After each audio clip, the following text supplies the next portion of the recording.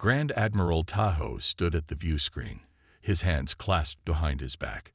His dark uniform fit perfectly, 6 gold medals showing his rank. The stars outside seemed calm, but his mind was not. "Play the message again," he ordered.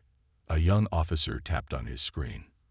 The hologram flickered to life, showing the face of a border patrol captain. The man looked scared. "Admiral, we have spotted unknown ships near Section 7. They do not match any known design in our database. When we try to scan them, they just vanished. Then they appeared again, closer to us. Our weapons could not lock onto them. These ships move like nothing I have ever seen." Tahoe frowned. Section 7 was far from the Empire's core worlds. It was a quiet area with few valuable planets. Why would unknown ships be there? "How many ships?" he asked. "At first, we counted 15. Then more appeared. Before we retreated, our sensors detected over 100 vessels. Admiral, they were just waiting there, watching us." Tahoe turned to his assistant. "Have we identified these aliens?" "Yes, Admiral. The Border Patrol captured some communications. They call themselves humans.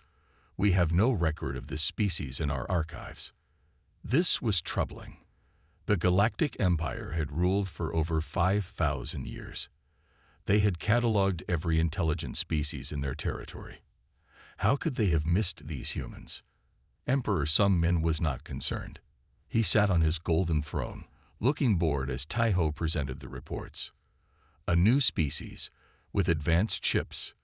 The Emperor laughed. "Admiral, you worry too much. We have conquered hundreds of worlds. Our fleet is the strongest in the galaxy.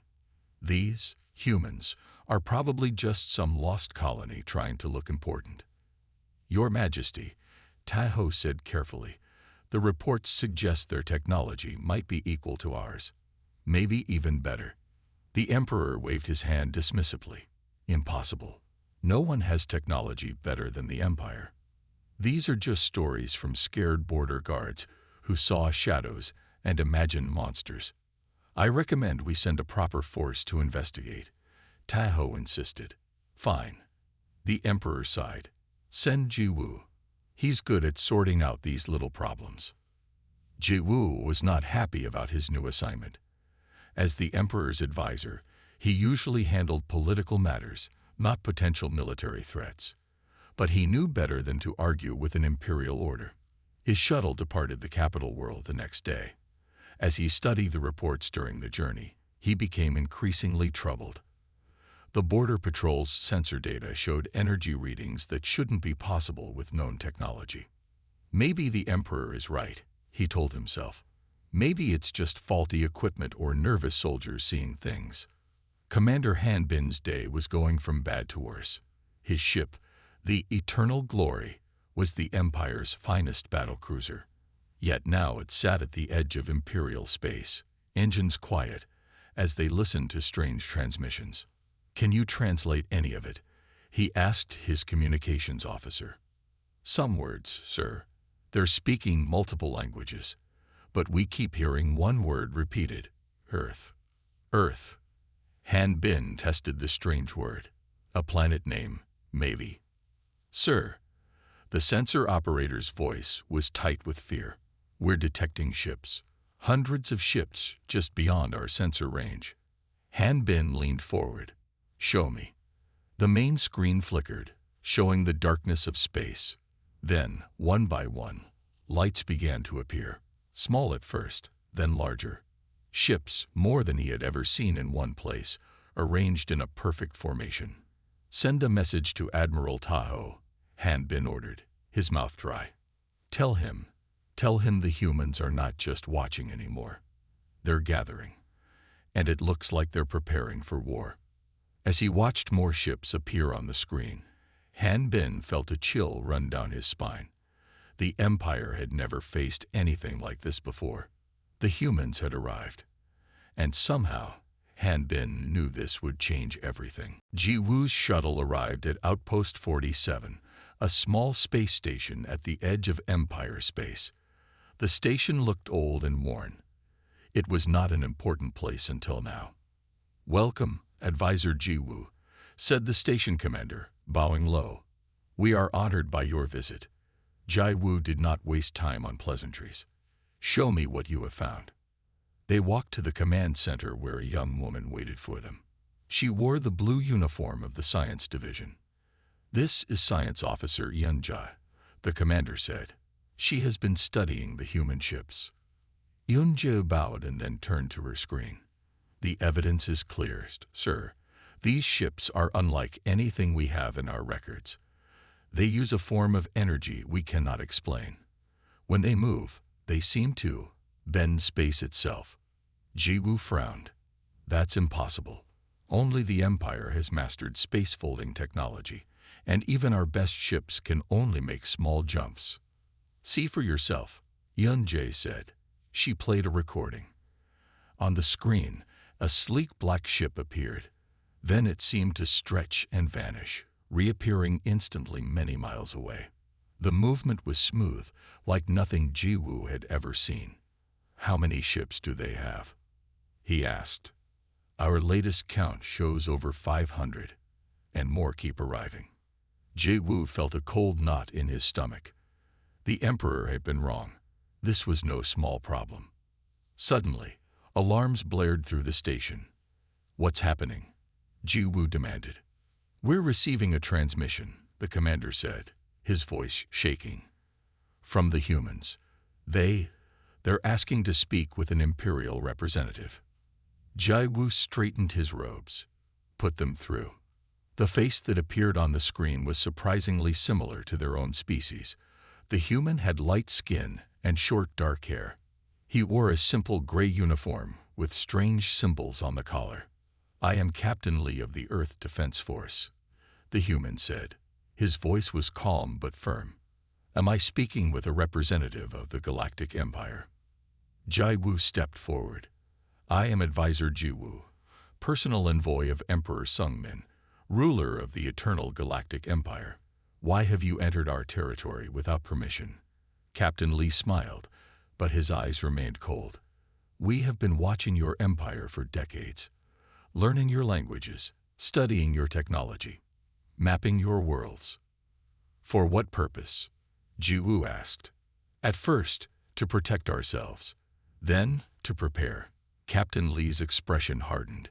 20 years ago, one of your ships found our home planet, Earth. Your commanders decided our world was rich in resources, but, as they put it, infested with primitives. They authorized what you call a sterilization protocol."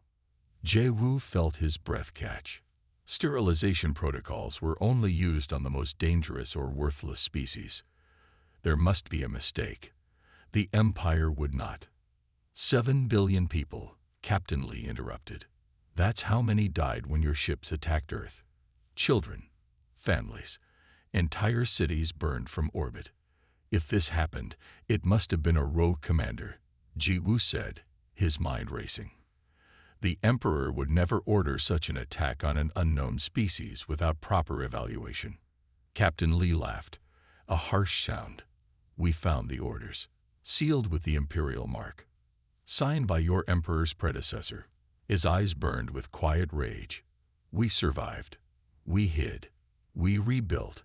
And now we've come for justice. We can discuss reparations," Jiwoo offered quickly. "The Empire is willing to." "We're not here to negotiate, Advisor Jiwoo." Captain Lee leaned closer to the screen. "We're here for justice. Tell your Emperor that humanity remembers, and we have come to return what was given to us." The transmission cut off. Jiwoo stood frozen, staring at the blank screen. Around him, the station crew looked at each other with fear in their eyes. "Sir," Yeonjae said quietly, "what do we do now?" Jiwoo turned to the communications officer. "Send an emergency message to the capital. Priority 1. Tell Admiral Taho." He paused, the words bitter in his mouth. "Tell him we have made a terrible mistake." Emperor Sungmin's face turned red with anger as he watched Jiwoo's message. The Grand Throne Room was silent except for the Emperor's heavy breathing. No one dared to speak. Lies, he finally shouted, slamming his fist on the armrest of his throne. These humans are trying to trick us with their stories of past attacks. Admiral Tahoe stood stiffly, his face showing no emotion. Your Majesty, I have checked our records. 20 years ago, during your father's rule, there was indeed a mission to a planet in the outer regions. The records are incomplete. What do you mean, incomplete? The Emperor demanded. Many details were deleted, but there is mention of a cleansing operation on a world rich in minerals and water. The Emperor waved his hand dismissively. Even if it's true, who cares? If these humans were so weak that they nearly died from one attack, they are no threat to us now. Admiral Tahoe cleared his throat. The evidence suggests otherwise, Your Majesty. Their technology appears advanced. Their numbers are significant. So what do you propose, Admiral? The Emperor asked, his voice dangerously quiet. We must mobilize the fleet immediately. All of it. The grand doors of the throne room opened, and Minister Du Yun hurried in. He was older than most imperial officials, with gray hair and a worried expression. Your Majesty, Du Yun said, bowing deeply, I beg you to consider a diplomatic solution. If what these humans say is true, we owe them. We owe them nothing. The Emperor interrupted. The Empire does not apologize. The Empire does not pay reparations. The Empire crushes those who threaten it. Do Hyun tried again. But Your Majesty, if we could just talk. Enough. The Emperor stood up. Admiral Tahoe, you have my authorization to deploy all fleets. Show these humans the true power of the Empire. In the Imperial Archives, deep below the palace, Security Officer Min Su moved silently through the dimly lit halls. His job was to protect the Empire's secrets, but now he was searching for truth. Ji Wu's report about the humans had troubled him. Something didn't make sense. How could such an advanced species have been unknown to the Empire?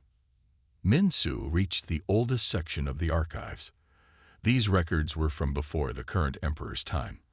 Most officials never came here. He placed his hand on the scanner and entered his security code. The door slid open with a hiss. Inside, he found ancient data crystals, carefully organized by date. He began his search, looking for any mention of humans or Earth. Hours passed. Min Su was about to give up when he found it. A small crystal marked with a warning symbol. He inserted it into his reader and gasped at what he saw. The crystal contained information about a species called humans, but not from 20 years ago. The first contact with humans had been over 300 years earlier. The records showed that Imperial scouts had encountered humans when they were just beginning to explore their own solar system. The Imperial Council of that time had made a fateful decision. Humans were to be watched but avoided.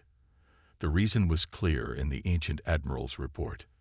These beings, though technologically primitive, show remarkable adaptability and aggression. Unlike other species we have encountered, they advance rapidly, developing in decades what took others centuries. More concerning is their history. They fight wars against their own kind with shocking ferocity. If they ever unite and move beyond their world, they could become the greatest threat the Empire has ever faced. The report recommended periodic population control measures to keep humans weak and divided. The attack 20 years ago hadn't been a one-time event. It had been the latest in a series of deliberate attacks spanning centuries. Min Su downloaded the data, his hands shaking. The Empire had been poking a sleeping predator for hundreds of years, and now that predator was fully awake, advanced, and at their doorstep.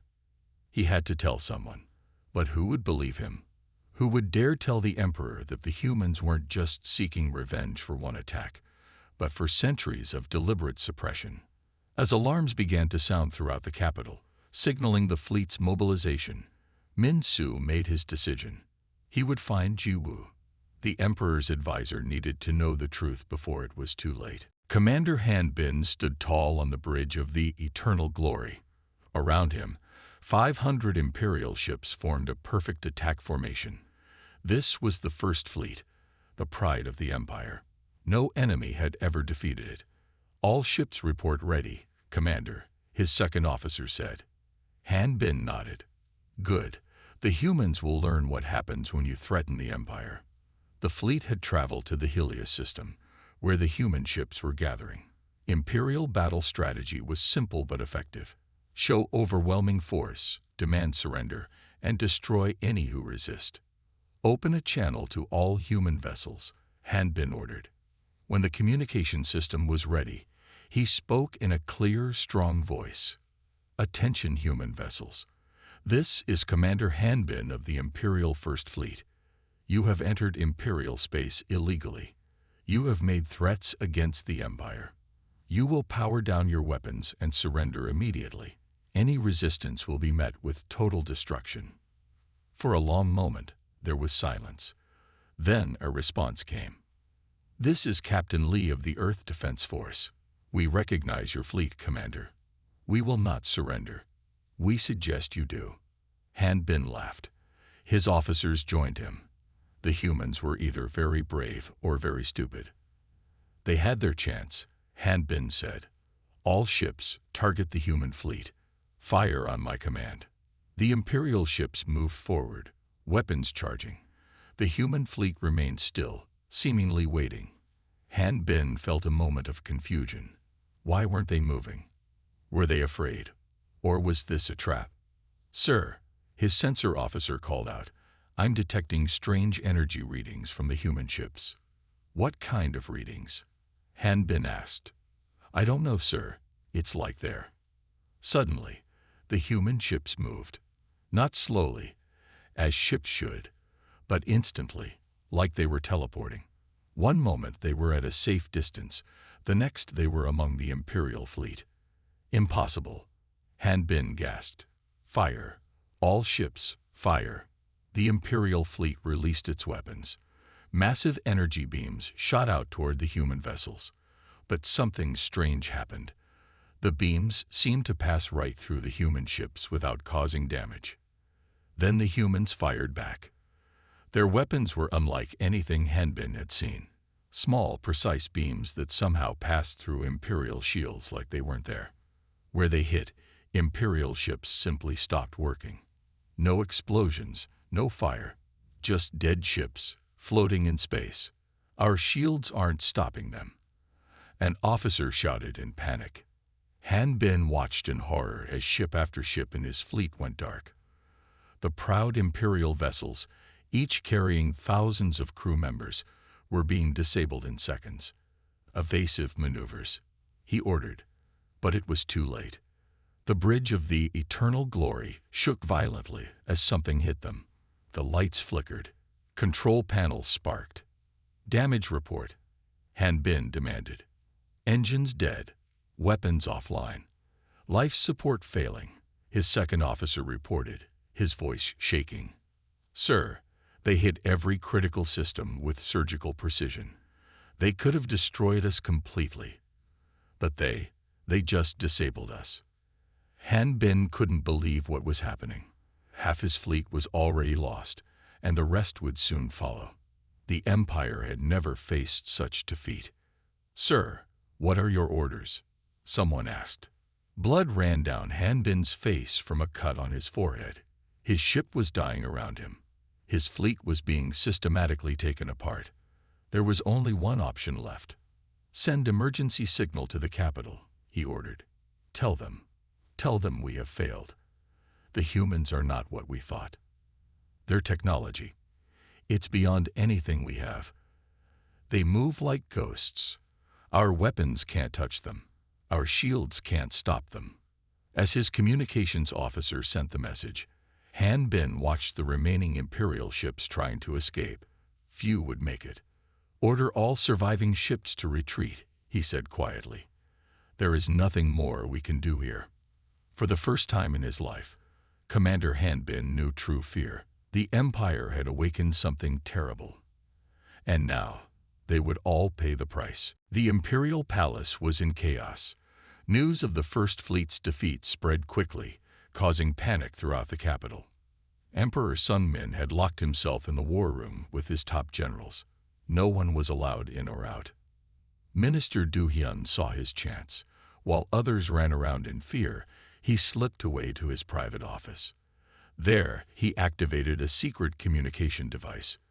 "This is Minister Do Hyun of the Imperial Council," he said quietly. "I need to speak with Captain Lee. It's urgent." He waited, heart pounding.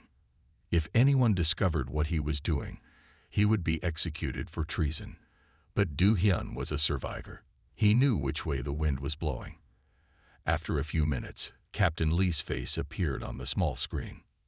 "Minister," Lee said coldly, "this is unexpected." "Captain, I want to offer my help," Du Hyun said, forcing a smile. "I've always been against the Emperor's aggressive policies. I believe we can reach a peaceful solution." "How convenient that you say this now, after we've shown our strength," Lee replied. Du Hyun leaned closer to the screen. "I can help you. I know the Empire's weaknesses. I know which worlds have the fewest defenses. I can even arrange a private meeting, away from Imperial eyes." Captain Lee studied him silently, then nodded. "Very well. We will meet. I will send coordinates. Come alone." The screen went dark. Du Hyun smiled to himself. When the Empire fell, he would be on the winning side. Meanwhile, Science Officer Yin Jae and Security Officer Min Soo met in a quiet corner of the Imperial Archives. Both looked nervous. "What you found? It changes everything," Yin Jae whispered after Min Soo showed her the ancient records. "The Empire has been attacking humans for centuries. Why keep this secret?" "Because the Empire was afraid," Min Soo said. "Look at these reports. Every time they attacked Earth, humans rebuilt faster and developed better technology. The Empire wanted to keep them weak, but they kept getting stronger." Yin Jae opened her datapad. "I've been studying the battle recordings from the First Fleet. The human ships use a form of travel we've never seen before. They don't just move through space. They bend it around them. And their weapons, they're designed specifically to counter our shields. They've been planning this for generations," Min Soo realized. "Each time we attacked them, they learned more about us, and we never even knew they were watching." "We need to tell Jiwoo," Yin Jae said. "He's the only one in the palace who might listen." Minister Do Hyun's shuttle landed at the meeting point, a small moon in a neutral system. He stepped out, straightening his expensive robes. This would be his moment of triumph. A single human waited for him. It was Captain Lee. "Minister," Lee greeted him. "Thank you for coming.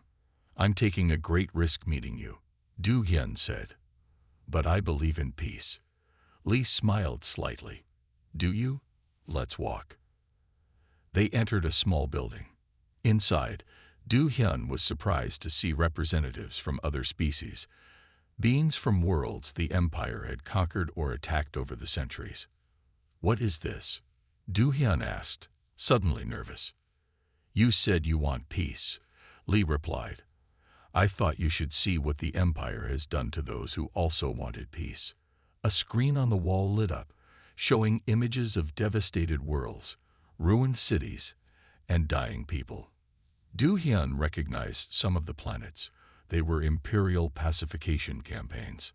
"This is propaganda," Du Hyun said weakly. "No, Minister. This is history." Lee's voice hardened. "Your history.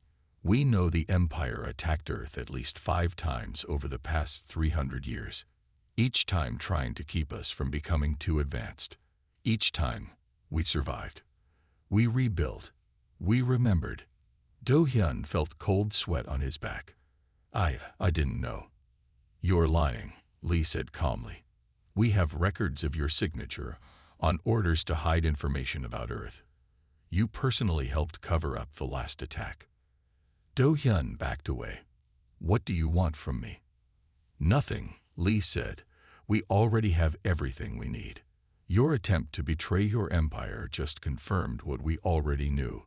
Your leaders will sacrifice anyone to save themselves." As guards appeared to escort him back to his shuttle, Du Hyun realized he had made a terrible mistake. The humans hadn't needed his help. They had already won. Admiral Tahoe stood before a massive holographic map of the Empire.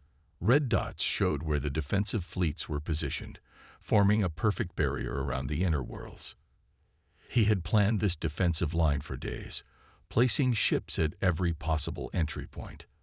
"Let them try to break through this," he said proudly to his officers. "No enemy can pass this defense." An aide rushed into the command center, face pale with fear. "Admiral, human ships have been detected in the Orion system." Taiho frowned. "Impossible. Orion is deep within our territory. They would have to pass through our defensive line to reach it." They didn't pass through, sir. They just appeared there. Our sensors didn't detect any approach." The Admiral stared at the map in disbelief as new alerts began flashing across multiple star systems. Human ships were appearing inside Imperial territory, bypassing the defensive line completely. "How are they doing this?" he demanded, but no one had an answer. On the Imperial core world of Lyra, Governor Ju-won watched in horror as human ships appeared in orbit. He had received no warning. There had been no time to evacuate. "Raise planetary shields," he ordered. "Prepare all defense batteries." But before his orders could be carried out, strange things began to happen. Power went out in military bases across the planet. Defense batteries shut down. Communication networks failed. Yet civilian areas remained untouched. No bombs fell on cities. No weapons fired on the population. Instead, a message played on every screen and speaker: "People of Lyra, we have no quarrel with you. Our fight is with your government and military only. Stay in your homes. You will not be harmed." Governor Ju-won watched helplessly as small human ships landed precisely at government buildings and military installations. With surgical precision, they disabled Imperial forces without a single civilian casualty. Within hours, the planet was under human control.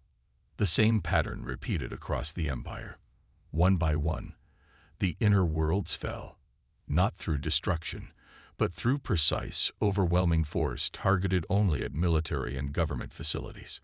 In the Imperial Palace, Emperor Sung-min received the reports with growing panic. "How many worlds have we lost?" he asked, his voice shaking.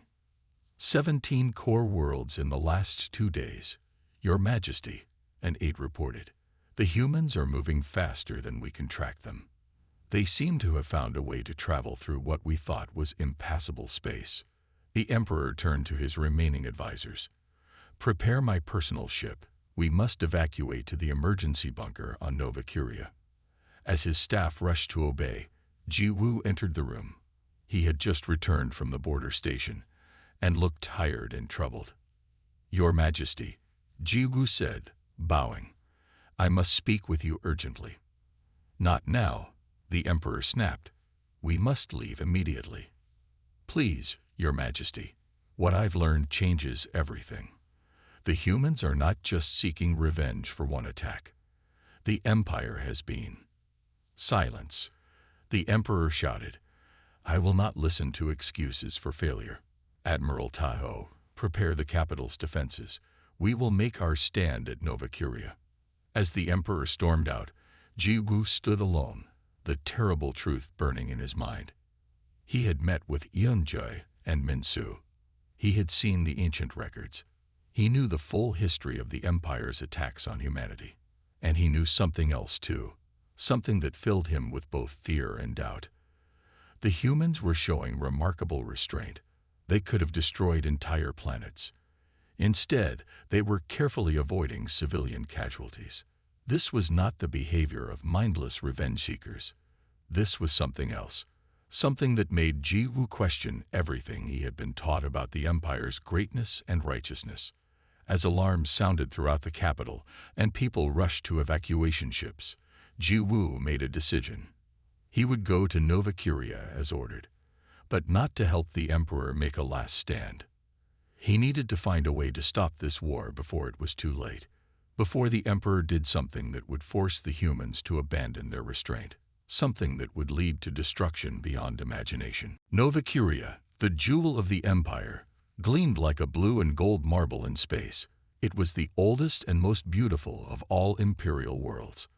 Now it was also the last stronghold of Emperor Sungmin's power. Massive defensive platforms surrounded the planet. Thousands of warships formed a tight barrier in orbit.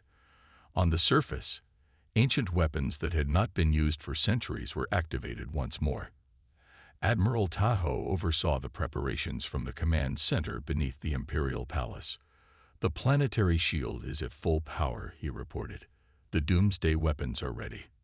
"Doomsday weapons?" Jiwu asked, shocked. "You can't mean the Star Killers." The Admiral's face was grim. "By order of the Emperor, all options are on the table. If we cannot win, we will ensure the humans gain nothing from their victory."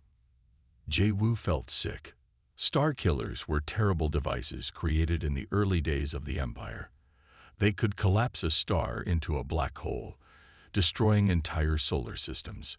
Using such weapons would kill billions, including their own people on nearby worlds. "This is madness," Jiwu whispered. "This is survival," Tahoe replied coldly. In the throne room, Emperor Sungmin paced nervously. Once grand and confident, he now looked small and afraid. "How long until the human fleet arrives?" he demanded when Jiwu entered.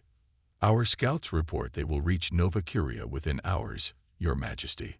The Emperor nodded. "Good. Let them come. They will find we are not so easily defeated here." Jiwu took a deep breath. "Your Majesty, I must urge you to consider opening communications with the humans. They have shown restraint in their attacks.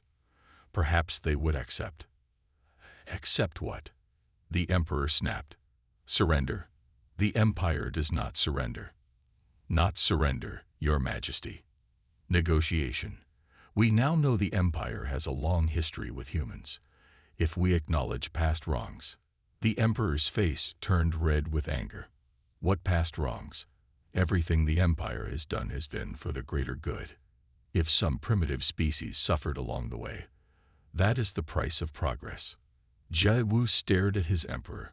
For the first time, he saw not a wise ruler but a frightened man clinging to power. "And the Star Killers?" Jiwu asked quietly. "Is using those also for the greater good?" The Emperor's eyes narrowed. "You question me too much, advisor. Perhaps your loyalty is wavering." "My loyalty is to the people of the Empire," Jiwu said. "Using Star Killers will kill our own people on nearby worlds." The Emperor waved his hand dismissively. "A necessary sacrifice. If the humans want this system, they will have to die for it, along with anyone too close to the battle." Jiwu realized then that the Emperor was willing to kill billions just to deny the humans their victory. This was no longer about protecting the Empire. This was about one man's pride. In space, the human fleet appeared. At its center was an enormous ship, larger than any Imperial vessel. Its name was written in human script along its side: Terran Vengeance. Instead of attacking immediately, the human ships held position. Then, a transmission began broadcasting to every screen and communication device on Nova Curia. Captain Lee's face appeared, calm and serious. "People of the Galactic Empire, we are not here for conquest. We are here for justice." What followed was a series of recordings and documents. They showed Imperial ships attacking not just Earth, but dozens of other worlds over centuries. They revealed the Empire's policy of suppressing potentially threatening species before they could reach the stars. In homes and public spaces across Nova Curia, Imperial citizens watched in horror as the truth of their empire's history was laid bare. In the command center, Admiral Tahoe received a message from the Emperor. It was a single line of text: "Activate the Star Killers. Target the human fleet and nearby systems." Tahoe hesitated for only a moment before giving the order. The ancient weapons began to power up, preparing to collapse the nearest star. Jiwu, watching from the back of the room, knew he had to act. The empire he had served all his life was about to commit genocide on a scale never seen before. With a heavy heart, he made his decision. The Empire had to be saved from itself. Ji-woo moved quickly through the halls of the command center. He had sent an urgent message to Eun-jae and Min-soo. Now, he waited nervously near the control room for the Starkillers. "We don't have much time," he whispered when they arrived. "The Emperor has ordered the use of the Starkillers. Billions will die if we don't stop this." "What can we do?" Min-soo asked. "The systems are controlled by the military. I have access codes," Ji-woo said. "As the Emperor's advisor, I can enter all secure areas. But I need your help to disable the weapons without alerting security." Eun-jae nodded firmly. "I can do it. I studied enough Imperial technology to know how to shut down the power systems." The three moved carefully through the command center. Guards stood at attention, too focused on the human fleet to notice them. Using Ji-woo's access code, they entered the main control room for the Starkillers. "Work quickly," Ji-woo told Eun-jae as she began typing on the control panel. "I'll try to keep anyone from entering." Min-soo watched the door while Eun-jae's fingers flew across the controls. "Almost done," she said. "Just need to change the command protocols and—" The door slid open. Admiral Taho stood there, his face dark with anger. "What is the meaning of this?" he demanded, drawing his weapon. "I can't let you do this, Admiral," Ji-woo said, stepping forward. "Destroying stars to kill humans will also kill billions of our own people. This isn't defense. It's madness." "It's the Emperor's order," Taho said coldly. "Step away from the controls or I will shoot." "It's too late," Eun-jae said. "I've already locked the system. The Starkillers can't be activated now." Taho's face twisted with rage. He raised his weapon, but before he could fire, alarms began blaring throughout the command center. "What's happening?" Min-soo asked. A voice came over the speakers. "Human forces have breached the palace defenses. They are heading for the throne room. All personnel, protect the Emperor." In the moment of distraction, Ji-woo moved forward and knocked the weapon from Taho's hand. With Min-soo's help, they quickly tied the Admiral to a chair. "This is treason," Taho shouted. "No," Ji-woo said quietly. "This is saving the Empire from itself." Ji-woo rushed to the throne room, leaving Eun-jae and Min-soo to make sure the Starkillers remained disabled. When he arrived, he found chaos. Palace guards lay unconscious on the floor. The grand doors were open. Inside, Emperor Sungmin stood defiantly before a group of humans led by Captain Lee. "I will never surrender," the Emperor was shouting. "The Empire has ruled for 5,000 years. You cannot end it." Ji-woo stepped forward. "Your Majesty, it's over. The Starkillers have been disabled. Most of the fleet has surrendered." The Emperor turned to Ji-woo, his face twisted with betrayal. You did this." "I prevented genocide," Ji-woo replied calmly. "The Empire may fall today, but our people will live." Captain Lee looked at Ji-woo with interest. "You disabled the Starkillers." "With help," Ji-woo said. "I couldn't let billions die because of one man's pride." Lee nodded. "Then perhaps there is hope after all." He turned to his soldiers. "Take the Emperor into custody. He will stand trial for his crimes against humanity and other species." As the Emperor was led away, still shouting threats, Lee approached Ji-woo. "What happens now is up to you and others like you. We didn't come here to rule the Empire. We came for justice." "And what does justice look like to humans?" Ji-woo asked. "A new beginning," Lee said. "A galactic federation where all species have equal voice and rights. No more empire. No more conquests. No more suppressions." 1 year later, Ji-woo stood in the new Galactic Council chamber, where once there had been only Imperial representatives. Now beings from 100 different worlds sat together. Humans worked alongside former Imperial citizens, rebuilding what had been destroyed. Emperor Sungmin and Admiral Taho had been tried for their crimes, The Empire was gone, replaced by the Galactic Federation. Ji Woo served as interim representative for his people until proper elections could be held. As he watched a human delegation enter with representatives from previously unknown species who had been hiding from the Empire, Ji Woo reflected on how much had changed. The Empire had feared human strength and tried to destroy them.